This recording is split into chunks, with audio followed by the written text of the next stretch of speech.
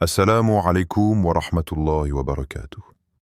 Bienvenue sur Rappel du Messager d'Allah, un espace que nous voulons préserver du bruit, de la précipitation et de la distraction, un lieu où l'âme peut enfin respirer, se poser et se souvenir de l'essentiel. Ici, nous ne cherchons pas à impressionner, ni à multiplier les paroles vides. Ici, chaque mot est une tentative sincère de revenir à la source la plus pure, Allah et la voix lumineuse de son prophète Muhammad. Une voix faite de sincérité, de patience, de constance et d'un cœur vivant. Car le véritable rappel n'est pas celui qui passe simplement par les oreilles, mais celui qui descend lentement dans la poitrine, qui éveille ce qui s'était endormi et qui remet le serviteur debout face à son Seigneur. Frère, sœur, prends un instant, coupe ce qui t'entoure. Même si ton téléphone est dans ta main, même si le monde continue de courir autour de toi, fais une pause intérieure. Respire. Et pose-toi cette question, une question simple mais profonde. Et si ce mardi n'était pas un jour ordinaire dans ta vie spirituelle? Et si ce jour, que beaucoup considèrent comme banal, sans particularité apparente, cachait en réalité une opportunité que ton cœur attend depuis longtemps? Combien de jours passent dans nos vies sans que nous les regardions vraiment? Combien de matins se lèvent alors que nos cœurs sont absents? Nous vivons souvent en pilote automatique, enchaînant les obligations, les soucis, les pensées lourdes, sans nous rendre compte que chaque jour est un cadeau, et que certains jours portent des ouvertures subtiles que seul un cœur attentif peut percevoir. Et si Allah, dans sa sagesse infinie, avait placé dans ce mardi une ouverture discrète? Pas une ouverture bruyante, pas un signe spectaculaire qui attire les regards, mais une porte fine, silencieuse, presque invisible, qui ne s'ouvre qu'à ceux qui prennent le temps de s'arrêter. Une porte qui ne s'ouvre pas par la force, mais par l'humilité. Une porte qui ne s'ouvre pas par l'impatience, mais par la constance. Une porte qui ne s'ouvre pas par les paroles nombreuses, mais par l'invocation sincère. Car Allah aime les cœurs qui viennent à lui sans prétention, sans exigence, sans condition, simplement parce qu'ils savent qu'ils ont besoin de lui. Peut-être que ton cœur est fatigué, fatigué d'attendre, fatigué de demander, fatigué d'espérer sans voir. Peut-être que tu portes une invocation depuis des mois, depuis des années même, et que tu te demandes en silence, pourquoi rien ne change? Pourquoi cette porte reste fermée? Mais as-tu déjà pensé que parfois, Allah ne ferme pas la porte? Il attend simplement que tu frappes avec un cœur différent, que tu frappes non pas avec agitation, mais avec abandon, non pas avec impatience, mais avec confiance, non pas avec la certitude que tu mérites une réponse, mais avec la certitude qu'Allah sait mieux que toi. Et si ce mardi était justement ce moment où ton cœur est plus réceptif, sans que tu ne le saches vraiment? Il y a des instants où l'âme est plus souple, plus ouverte, plus disposée à recevoir. Pas parce que la vie est plus facile, mais parfois précisément parce qu'elle est plus lourde. Les épreuves, les silences, les attentes prolongées fissurent le cœur, et à travers ces fissures, la lumière peut entrer. Une invocation prononcée dans ces moments-là n'a pas le même poids. Elle ne sort pas seulement de la bouche, elle monte du fond de l'âme. Et une invocation qui naît du cœur n'est jamais insignifiante auprès d'Allah. Aujourd'hui, je ne t'invite pas à quelque chose de compliqué. Je ne t'invite pas à une pratique inaccessible, réservée à une élite spirituelle. Je ne t'invite pas à multiplier des paroles que tu ne comprends pas ou à suivre une méthode rigide. Je t'invite à quelque chose de simple, mais profond. Quelque chose de léger, mais puissant. Quelque chose qui ne demande ni richesse, ni statut, ni savoir particulier. Je t'invite à t'arrêter, à te tourner vers Allah, et à répéter une invocation 44 fois, ce mardi. Pas comme un rituel mécanique, pas comme une formule magique qui garantirait un résultat immédiat, mais comme un acte de foi, un acte de constance, un acte d'humilité. Car l'invocation n'est pas un contrat où l'on exige. C'est une conversation où l'on se présente tel que l'on est. Quand tu répètes une invocation, tu ne rappelles pas à Allah ce qu'il sait déjà. Tu rappelles à ton propre cœur qui est ton Seigneur. Tu lui rappelles que tu n'es pas seul, que même si les causes semblent fermées, celui qui crée les causes est toujours là, que même si les réponses tardent, celui qui répond n'est jamais absent. Chaque répétition est comme un pas que tu fais vers Allah, et Allah aime voir son serviteur marcher vers lui, même lentement, même en trébuchant. Pourquoi répéter? Parce que le cœur humain est distrait, parce que nos pensées s'éparpillent, parce que nos langues prononcent parfois des mots que le cœur ne suit pas. La répétition est une miséricorde. Elle permet au sens de s'installer. Elle permet à l'intention de s'approfondir. Elle permet à la présence de grandir. Au début, tu répètes peut-être sans ressentir grand-chose. Puis, peu à peu, quelque chose change. Le rythme ralentit. La respiration s'apaise. Le cœur devient plus attentif. Et sans t'en rendre compte, tu passes d'une invocation récitée à une invocation vécue. Ce mardi, quand tu répéteras cette invocation 44 fois, ne regarde pas le compteur. Ne pense pas aux chiffres comme à une obligation. Pense à chaque répétition comme à un battement de cœur tourné vers Allah. Comme une manière de dire « Ô Seigneur, je suis là, je ne pars pas, je ne me lasse pas de t'appeler. Même si je ne comprends pas tout, même si je suis fatigué, même si je doute parfois, je continue de revenir à toi. » Et sache une chose, une vérité que le croyant ne doit jamais oublier. Allah n'ignore jamais un cœur qui revient sincèrement vers lui. Peut-être que tu verras un changement rapide. Peut-être que tu ne verras rien extérieurement. Mais dans les deux cas, quelque chose se passera. Car aucune invocation sincère ne laisse le cœur intact. Elle le polit, elle l'allège, elle le rapproche. Et parfois, le plus grand miracle n'est pas ce que tu obtiens, mais ce que tu deviens pendant que tu attends. Dans l'islam, chaque jour appartient à Allah, sans exception, car le temps lui-même est une création divine, un dépôt confié au serviteur, une succession d'instants dont chacun peut devenir soit une preuve en faveur de l'homme, soit un témoignage contre lui. Pourtant, au sein de cette égalité apparente des jours, Allah, dans sa sagesse, a accordé à certains moments une profondeur particulière, non pas toujours visible, non pas toujours soulignée par des signes éclatants, mais perceptible par les cœurs attentifs. Le mardi fait partie de ces jours souvent négligés, presque invisibles dans l'imaginaire collectif, un jour qui ne porte pas la charge symbolique du vendredi, ni l'élan émotionnel du week-end, ni même parfois l'énergie du début de semaine. Et pourtant, c'est précisément dans cette discrétion que réside sa valeur.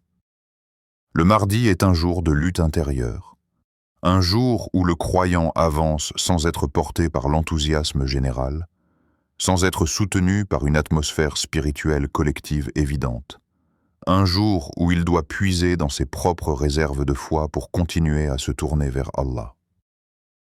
C'est un jour où l'effort est silencieux, où la persévérance ne se voit pas, où l'adoration se fait loin des regards, loin des likes, loin des commentaires, loin de toute reconnaissance humaine. Et cette discrétion n'est pas un défaut, elle est une purification. Car invoquer Allah quand personne ne regarde, quand personne ne sait, quand personne n'applaudit, c'est invoquer Allah, et non pour ce que l'invocation peut rapporter aux yeux des hommes. Le mardi enseigne aux croyants une leçon profonde, celle de la constance dans l'ombre. Beaucoup savent se tourner vers Allah dans les moments forts, dans les jours bénis largement reconnus, dans les instants où l'émotion est déjà présente. Mais peu savent persévérer quand le cœur est plus lourd, quand l'élan est plus faible, quand la motivation semble absente. Le mardi arrive souvent après l'agitation du début de semaine, lorsque les responsabilités ont repris leur place, lorsque les soucis professionnels, familiaux ou personnels pèsent à nouveau sur l'esprit. C'est un jour où la foi est mise à l'épreuve d'une manière subtile, non pas par une tentation flagrante, mais par la négligence, par l'oubli, par le report. Et c'est justement là que le croyant sincère se distingue. Il comprend que la proximité d'Allah ne se construit pas uniquement dans les moments exceptionnels, mais dans la répétition des gestes simples, dans la fidélité aux petites œuvres, dans la capacité à revenir encore et encore vers son Seigneur, même quand rien ne l'y pousse extérieurement. Le prophète Mohammed nous a enseigné une règle fondamentale de la spiritualité islamique. Les œuvres les plus aimées d'Allah sont celles qui sont régulières, même si elles sont modestes. Cette parole n'est pas seulement un conseil pratique, c'est une clé pour comprendre la relation entre le serviteur et son Seigneur. Allah n'attend pas de nous des exploits spirituels ponctuels suivis de longues absences. Il aime la continuité, la fidélité, la persévérance tranquille. Et le mardi incarne parfaitement cette sagesse. Il ne demande pas au croyant de faire plus que ce qu'il peut, mais de faire ce qu'il peut, encore et encore, sans se lasser. C'est un jour où l'on apprend que la sincérité ne crie pas, qu'elle se vit dans la répétition silencieuse des actes, dans l'intimité entre le cœur et Allah. Le mardi est aussi un jour d'effort intérieur, car il confronte le croyant à lui-même. Sans l'élan collectif, sans l'excitation spirituelle particulière, les intentions apparaissent plus clairement. Pourquoi invoques-tu Allah aujourd'hui? Est-ce parce que tu espères être vu? Est-ce parce que tu attends une récompense immédiate? Ou est-ce simplement parce que tu sais que ton cœur a besoin de lui? Invoquer Allah un mardi, dans la solitude, dans la simplicité, c'est souvent répondre à cette dernière question sans tricher. C'est accepter de se tenir devant Allah tel que l'on est, avec ses faiblesses, ses doutes, ses lenteurs, mais aussi avec sa sincérité. C'est reconnaître que la foi n'est pas un état constant d'élévation, mais un chemin fait de pas répétés, parfois lourds, parfois légers, mais toujours dirigés vers la même destination. Il y a dans le mardi une invitation implicite à purifier l'intention. Car quand l'acte est discret, il devient plus difficile de le mélanger avec l'ostentation. Quand personne ne sait que tu invoques, que tu répètes une invocation, que tu te tournes vers Allah, il ne reste plus qu'une chose, ton cœur face à ton Seigneur. Et c'est dans cet espace intime que se construisent les fondations les plus solides de la foi. Beaucoup de transformations profondes ne commencent pas dans le bruit, mais dans le silence. Beaucoup de réponses divines prennent naissance dans des invocations que personne n'a entendues, sauf Allah. Le mardi rappelle aux croyants que la valeur d'un acte ne se mesure pas à son apparence, mais à la place qu'il occupe dans le cœur. Ce jour enseigne également la patience. Car persévérer un mardi, c'est accepter que le chemin vers Allah n'est pas toujours accompagné de sensations fortes. C'est continuer même quand l'on ne ressent rien de particulier. C'est invoquer même quand le cœur semble sec. Et cette patience est en elle-même une adoration. Elle éduque l'âme à ne pas dépendre uniquement des émotions, mais à s'ancrer dans la conviction. Le croyant apprend alors que la foi véritable ne disparaît pas quand l'émotion s'éteint, mais qu'elle continue de vivre dans l'engagement silencieux. Ainsi, le mardi devient un symbole puissant, celui de la continuité, de la fidélité, de la sincérité. Il rappelle que le chemin vers Allah est pavé de petits pas réguliers, souvent invisibles aux autres, mais précieux auprès de celui qui voit tout. Il enseigne que la proximité divine ne se conquiert pas par des gestes spectaculaires, mais par une constance humble, par un cœur qui revient sans cesse, même fatigué, même chargé, même hésitant.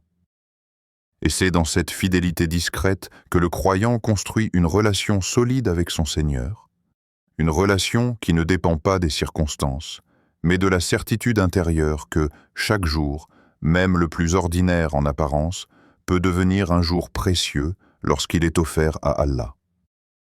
Soyons clairs, frères et sœurs, dès le départ, afin que les cœurs soient apaisés et que les intentions soient pures. Le chiffre 44 n'est pas une obligation religieuse. il n'est mentionné ni dans le Coran comme un nombre imposé pour une invocation précise, ni dans la Sunna comme une condition à l'exaucement. Il ne s'agit ni d'un pilier, ni d'une règle fixe, ni d'un passage obligé. Il n'est pas non plus une garantie automatique qui transformerait l'invocation en mécanisme prévisible. Allah n'est pas lié par des chiffres, et sa miséricorde ne dépend pas de calculs mathématiques. Celui qui pense qu'un nombre précis contraint la réponse divine se trompe sur la nature même de la relation entre le serviteur et son Seigneur. Allah répond par sagesse, non par obligation. Il donne quand il veut, comme il veut, et à qui il veut, selon ce qui est réellement un bien pour le cœur, même si ce bien échappe parfois à notre compréhension limitée. Alors pourquoi parler de 44 fois? Pourquoi proposer ce cadre? La réponse est simple et profonde à la fois, parce que l'être humain a besoin de repères pour persévérer. Le cœur se disperse rapidement, l'esprit s'échappe, la langue se fatigue. Sans cadre, beaucoup commencent une invocation avec sincérité, puis l'abandonnent dès que la concentration s'effrite. Le nombre n'est donc pas une condition divine, mais une aide humaine, un moyen pédagogique et spirituel pour rester présent. Il agit comme une ligne directrice qui empêche l'invocation de rester superficielle. Quand tu sais que tu t'es engagé à répéter une invocation 44 fois, tu t'accordes le temps de rester là, de ne pas fuir trop vite, de ne pas passer à autre chose dès que l'inconfort apparaît. Et cet inconfort, justement, est souvent le seuil de la profondeur.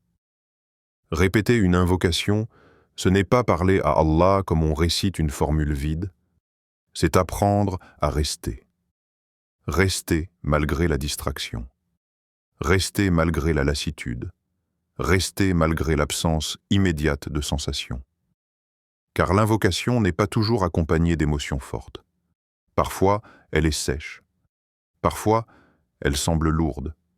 Parfois, elle paraît inutile. Mais c'est précisément dans ces moments que la répétition devient une éducation de l'âme. Elle apprend au cœur que la relation avec Allah ne repose pas uniquement sur ce que l'on ressent, mais sur ce que l'on choisit de faire, encore et encore, par fidélité. La répétition est souvent mal comprise. Certains la voient comme une redondance inutile, d'autres comme une mécanique dénuée de sens. Pourtant, dans la spiritualité islamique, la répétition a toujours été un outil puissant. Elle ne sert pas à informer Allah, car Allah sait déjà ce que contient ton cœur avant même que tu n'ouvres la bouche. Elle sert à transformer celui qui invoque.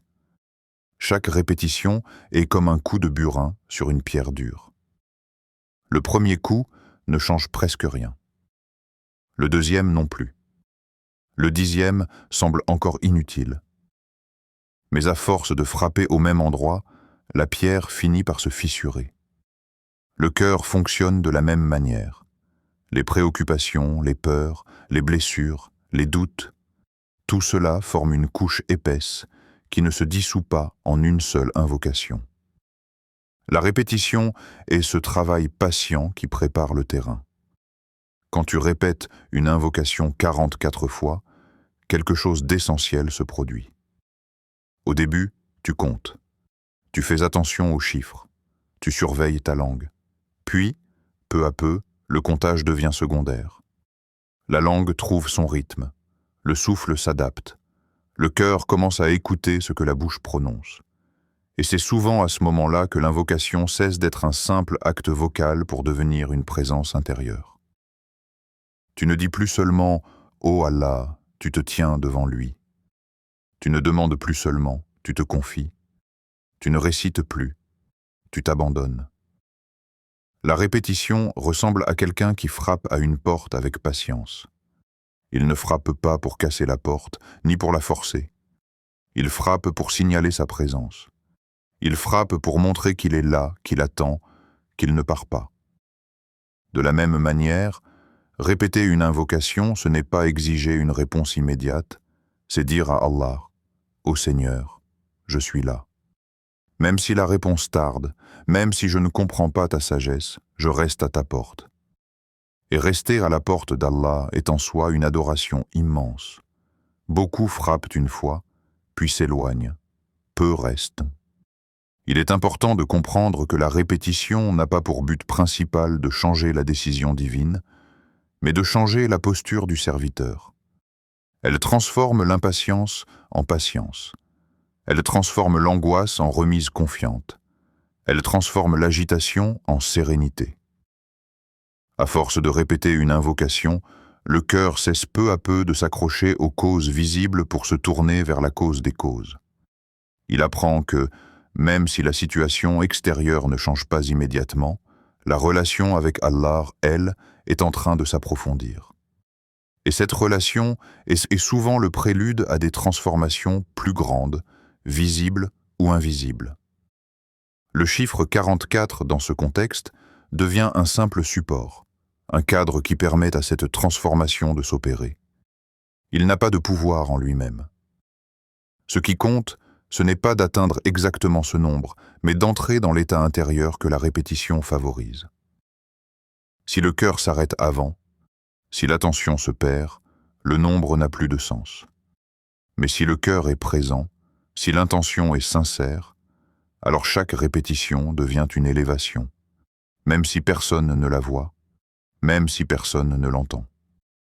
Répéter une invocation, c'est aussi une manière de lutter contre la précipitation qui caractérise souvent l'être humain. Nous voulons des réponses rapides, des résultats visibles, des changements immédiats. La répétition nous ralentit. Elle nous oblige à rester avec notre demande, à l'habiter, à la ressentir. Elle nous empêche de transformer l'invocation en simple formalité. Elle nous rappelle que la foi est un chemin, pas un bouton à activer. Et dans ce chemin, la patience n'est pas une faiblesse, mais une force. Ainsi, répéter une invocation 44 fois, ce n'est ni superstition ni automatisme. C'est un entraînement du cœur, un apprentissage de la constance. Une manière de dire à Allah, sans mots compliqués, sans discours élaborés, « Je suis là, ô Seigneur. Je reviens vers toi. Je ne me lasse pas de t'invoquer, même quand je ne comprends pas, même quand je suis fatigué, même quand le silence me pèse. » Et cette persévérance silencieuse, cette fidélité discrète, fait partie des formes d'adoration les plus aimées d'Allah. Car elle révèle un cœur qui a compris que la valeur d'une invocation ne se mesure pas à la rapidité de la réponse, mais à la sincérité de celui qui invoque. Quand tu répètes une invocation 44 fois, quelque chose de subtil mais profond commence à se produire en toi, souvent sans que tu t'en rendes compte immédiatement. Au départ, tout semble extérieur. Ta langue prononce des mots, ton esprit est encore encombré de pensées, ton cœur est parfois ailleurs. Tu récites parce que tu as décidé de le faire, parce que tu suis un rappel, parce que tu veux essayer. Et pourtant, même dans cet état imparfait, même avec cette dispersion initiale, un travail intérieur est déjà en cours. Car chaque mot prononcé dans le souvenir d'Allah laisse une trace, même minime, même invisible. La langue, en répétant le nom d'Allah ou une invocation sincère, commence à se purifier. Elle s'éloigne des paroles inutiles, des plaintes incessantes, des discours vides, pour se remplir d'une parole qui porte du sens, du poids, de la lumière. Ce simple changement, souvent sous-estimé, est déjà une transformation. La bouche qui invoque Allah ne peut plus rester indifférente à ce qu'elle prononce le reste du temps. À mesure que la répétition continue, le rythme s'installe. La respiration devient plus régulière. Les pensées, d'abord envahissantes, commencent à ralentir. Ce n'est pas un arrêt brutal du mental, mais un apaisement progressif. Les préoccupations de la journée, les scénarios imaginaires, les regrets du passé et les craintes de l'avenir perdent peu à peu leur emprise. Ton cœur, qui était pressé, inquiet, parfois oppressé, commence à trouver un tempo différent. Il ne court plus, il ne fuit plus, il se pose. Et dans ce ralentissement, une chose essentielle apparaît, la présence. Tu n'es plus simplement en train de dire des mots, tu es là, ici, maintenant, devant Allah. Ce ralentissement du cœur est une miséricorde immense, car beaucoup de souffrances intérieures naissent de la vitesse excessive avec laquelle nous vivons, pensons, ressentons. Puis vient un moment, parfois très discret, où l'invocation cesse d'être un simple son pour devenir une expérience intérieure. Au début, tu répétais avec la bouche, presque mécaniquement. Puis, doucement, quelque chose s'ouvre. Le cœur commence à écouter ce que la langue prononce. Les mots prennent une profondeur nouvelle.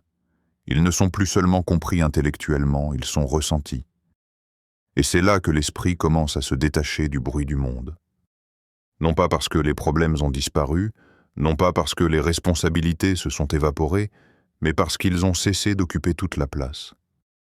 L'invocation crée un espace intérieur, un refuge où l'âme peut se reposer quelques instants à l'abri de l'agitation permanente. La répétition agit comme une vague régulière qui nettoie doucement le rivage. Une vague ne transforme pas le paysage en un instant, mais à force de revenir, elle polit, elle lisse, elle purifie. De la même manière, chaque répétition de l'invocation enlève une fine couche de poussière accumulée sur le cœur.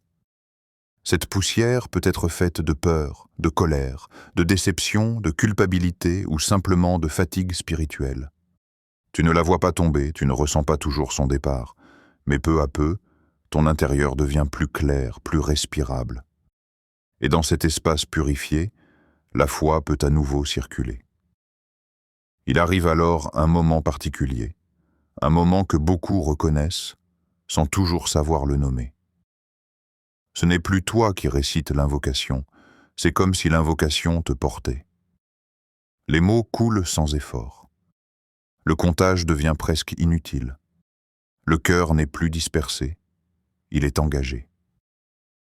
Tu ne cherches plus à atteindre la 44e répétition pour finir, tu laisses simplement l'invocation se déployer. Et c'est là que se produit une inversion profonde. Au lieu que tu tiennes l'invocation, c'est elle qui te tient. Elle devient une présence intérieure, une sorte de battement spirituel qui accompagne ton souffle et apaise ton âme. Le Coran lui-même nous enseigne cette force de la répétition. Allah répète certaines vérités non parce qu'ils se répètent inutilement, mais parce que le cœur humain a besoin d'être rappelé encore et encore. La répétition coranique n'est jamais vide, elle est éducative. Elle permet à une vérité de descendre progressivement du mental vers le cœur. Comprendre une parole est une chose, la vivre en est une autre. La répétition crée ce passage. Elle transforme une information en conviction, puis une conviction en état intérieur. C'est pour cela que certains versets, répétés régulièrement, finissent par accompagner le croyant dans ses moments de joie, comme dans ses épreuves. Ils ne restent pas dans les livres, ils vivent dans la poitrine. La répétition de l'invocation agit de la même manière. Elle enseigne au cœur à se souvenir d'Allah non pas de manière ponctuelle, mais continue. Elle crée une familiarité. Invoquer Allah ne devient plus un acte exceptionnel réservé aux moments de crise, mais une respiration régulière de l'âme. Et cette familiarité change profondément la manière dont tu vis les épreuves. Quand l'invocation t'habite, tu ne te tournes plus vers Allah uniquement quand tout s'effondre. Tu vis avec lui au quotidien. La peur perd de sa force, car le cœur sait où se réfugier. L'angoisse diminue, car l'âme a appris à se déposer auprès de celui qui détient les clés de toute chose. Il est important de comprendre que cette transformation ne dépend pas de la perfection de celui qui invoque. Elle ne dépend pas d'un état spirituel élevé ou d'une foi sans faille. Elle dépend de la persévérance. Même un cœur distrait, même une foi fragile peut être transformée par la répétition sincère. Car Allah regarde l'effort, pas la performance. Chaque fois que tu reviens à l'invocation après une distraction, tu renforces ce lien intérieur. Chaque fois que tu continues malgré la fatigue, tu approfondis cette présence. Et peu à peu, sans bruit, sans annonce spectaculaire, l'invocation cesse d'être un acte que tu fais pour devenir un état que tu portes. La répétition change aussi ton rapport au silence. Avant, le silence pouvait être inconfortable, voire angoissant. Après, il devient habité. Même quand tu ne parles pas, même quand tu ne récites pas, quelque chose reste vivant en toi. Une conscience, une orientation, une certitude tranquille que tu n'es jamais vraiment seul. Et cette transformation est l'un des plus grands cadeaux de la répétition. Elle t'apprend à vivre avec Allah, pas seulement à lui parler. Ainsi, quand tu répètes une invocation 44 fois, tu ne fais pas que multiplier des mots. Tu engages un processus intérieur. Ta langue se purifie, ton cœur ralentit, ton esprit se détache du bruit du monde. Puis, progressivement, l'invocation descend, s'installe et finit par t'habiter. Elle devient une lumière discrète qui éclaire tes pensées, apaise tes émotions et oriente ton âme. Et cette lumière, une fois allumée, continue de briller bien au-delà du moment de l'invocation, accompagnant le croyant dans ses pas, ses choix et ses épreuves, comme un rappel vivant de la proximité d'Allah. Choisir quelle invocation répéter ce mardi n'est pas une question de complexité, ni de rareté des mots, ni même de longueur des formules. C'est avant tout une question de vérité intérieure. L'invocation la plus puissante n'est pas celle qui impressionne par sa forme, mais celle qui correspond à l'état réel de ton cœur au moment où tu la prononces. Dans la tradition islamique, les invocations les plus profondes sont souvent les plus simples, parce qu'elles viennent d'un cœur qui se reconnaît dépendant d'Allah.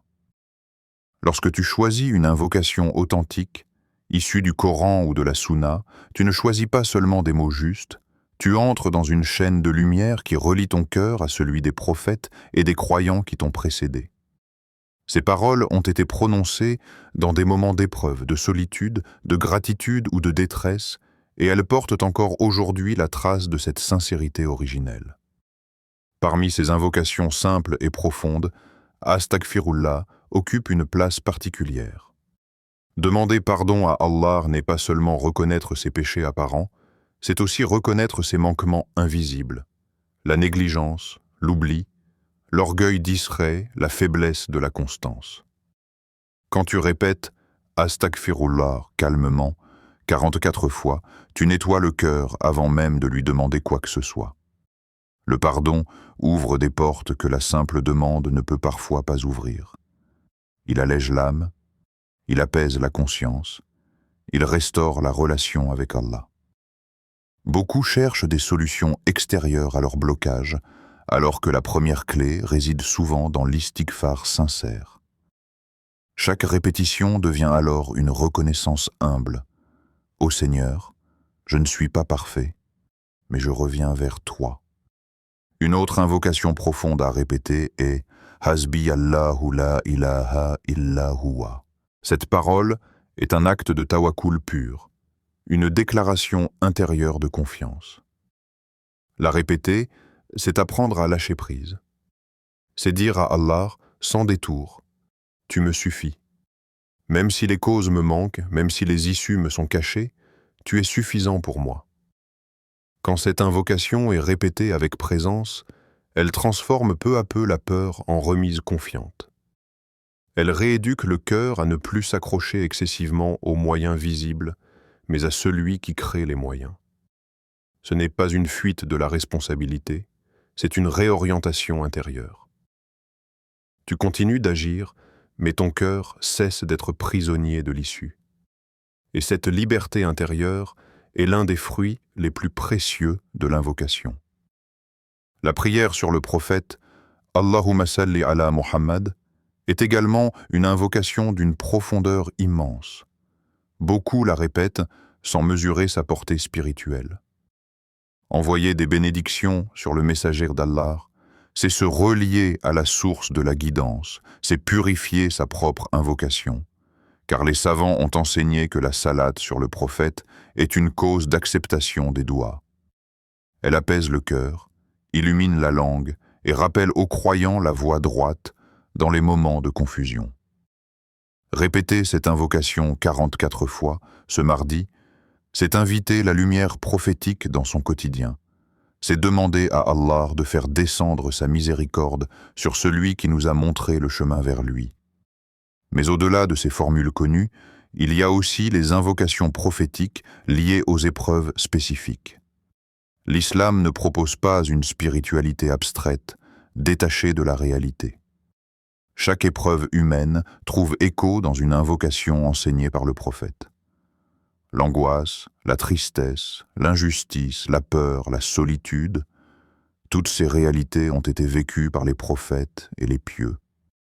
Choisir une invocation qui correspond à ton épreuve, c'est reconnaître ta vulnérabilité et la déposer devant Allah. Ce n'est pas un signe de faiblesse, c'est un acte de lucidité spirituelle. Allah aime que son serviteur lui parle avec vérité, sans masque, sans faux détachement. Il est essentiel de se rappeler que ce n'est pas la longueur qui compte, mais la présence du cœur. Une invocation courte, répétée avec attention, vaut mieux qu'une longue supplication récitée machinalement. La présence du cœur transforme les mots en lumière. Elle transforme la répétition en dialogue. Lorsque tu répètes ton invocation 44 fois, fais-le calmement. Ne te presse pas. Ne cherche pas à finir rapidement. Laisse chaque mot descendre. Respire entre les répétitions, sens l'air entrer et sortir. Cette respiration consciente ancre l'invocation dans le corps et l'esprit. Elle t'aide à rester présent, à ne pas te laisser emporter par la distraction. Sois conscient d'une vérité essentielle. Chaque mot est entendu, même si ta voix est très basse. Même si personne autour de toi ne sait ce que tu fais. Même si tu es seul dans ta chambre ou au milieu du bruit. Allah entend. Pas seulement les mots, mais l'intention derrière les mots. Pas seulement la demande, mais l'état du cœur. Cette conscience transforme l'invocation en un acte vivant. Tu ne parles pas dans le vide. Tu ne récites pas pour toi-même. Tu t'adresses à celui qui connaît ton passé, ton présent et ton avenir. Celui qui sait ce que tu n'arrives pas à formuler. Celui qui voit les blessures que tu caches. Répéter une invocation 44 fois, ce mardi, devient alors un moment d'intimité profonde. Ce n'est pas une performance spirituelle, ni un défi à relever, ni une obligation pesante. C'est un espace que tu t'offres pour te reconnecter à Allah. Un espace où tu peux déposer ce que tu portes, sans expliquer, sans justifier. Un espace où tu peux simplement être un serviteur qui appelle son Seigneur. Et dans cet appel, même s'il est simple, même s'il est discret, il y a une dignité immense. Car Allah a ouvert la porte de l'invocation à tous, sans condition de niveau, sans exigence de perfection.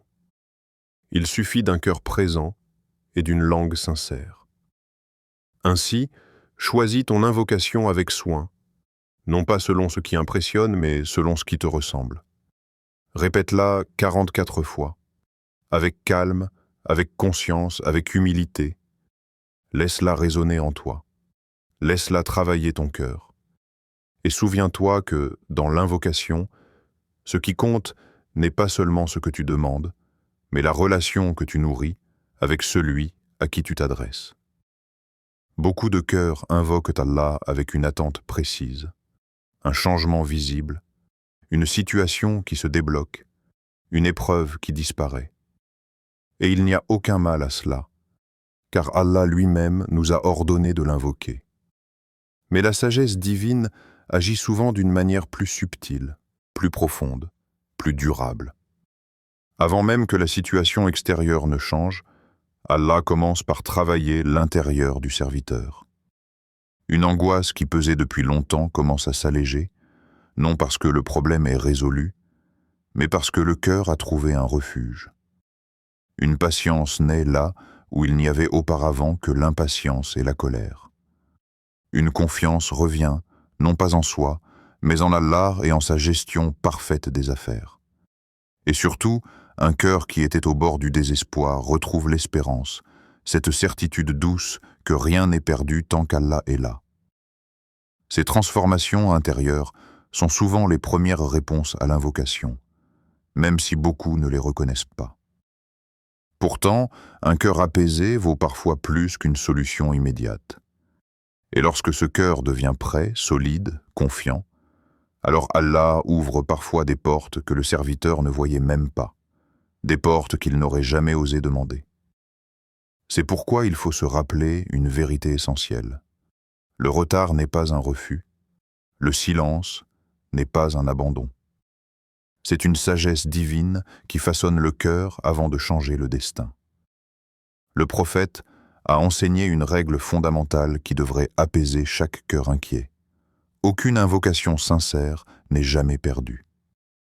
Lorsqu'un croyant invoque Allah sans demander un péché, ni la rupture des liens familiaux, Allah répond toujours, mais selon une sagesse qui dépasse la vision humaine. Parfois, Allah accorde exactement ce que le serviteur a demandé au moment qu'il choisit. Parfois, il détourne de lui un mal équivalent, une épreuve qu'il ne verra jamais, mais qui aurait pu le briser. Et parfois encore, Allah réserve cette invocation pour l'au-delà, où elle deviendra une récompense immense, bien supérieure à ce que le serviteur espérait ici-bas. Ainsi, quand tu répètes ton invocation ce mardi, ne laisse jamais le doute s'installer dans ton cœur. Même si aujourd'hui tu ne vois rien, même si demain semble identique à hier, quelque chose se construit. Une protection invisible, une récompense cachée, une préparation intérieure. L'invocation est comme une graine semée dans une terre que tu ne maîtrises pas entièrement. Tu ne vois pas toujours la pousse, mais Allah, lui, n'oublie jamais ce qui a été semé avec sincérité. Et le croyant vit avec cette certitude. Rien de ce qui est confié à Allah n'est perdu. Ne laisse pas ce mardi s'écouler comme un jour banal, noyé parmi les autres. Il ne s'agit pas de bouleverser toute ta routine, ni d'ajouter un poids supplémentaire à ton quotidien. Il s'agit simplement de donner quelques minutes à ton âme. Après Fajr, quand le monde est encore calme, ou dans le silence de l'après-midi, quand les pensées se bousculent, ou le soir, avant de dormir, quand le cœur fait le bilan de la journée. Prends cet instant, coupe les distractions, et répète ton invocation 44 fois, lentement, consciemment, en respirant. Puis confie ton cœur à Allah tel qu'il est, sans exigence, sans condition, sans ultimatum. Pas avec la mentalité de celui qui réclame, mais avec l'attitude de celui qui fait confiance. Fais de ce mardi un rendez-vous discret avec ton Seigneur, un rendez-vous que personne ne voit, mais qui peut transformer ta relation avec lui. Car parfois, ce ne sont pas les grands changements visibles qui marquent un tournant, mais ces moments secrets où le cœur choisit sincèrement de revenir à Allah. Frères, sœurs, n'oublie jamais qu'Allah n'est jamais loin. Il est plus proche que tu ne l'imagines, plus attentif que tu ne le crois, plus miséricordieux que tout ce que ton esprit peut concevoir. Chaque invocation sincère est une preuve vivante de foi. Chaque répétition est un pas, parfois petit, mais réel, vers lui. Fais de ce mardi un rendez-vous avec ton Seigneur.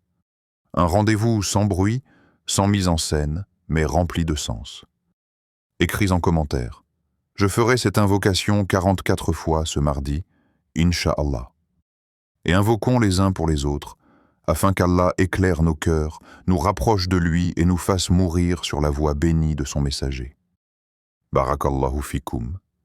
Et qu'Allah vous accorde ce qui est meilleur pour vous, ici-bas et dans l'au-delà.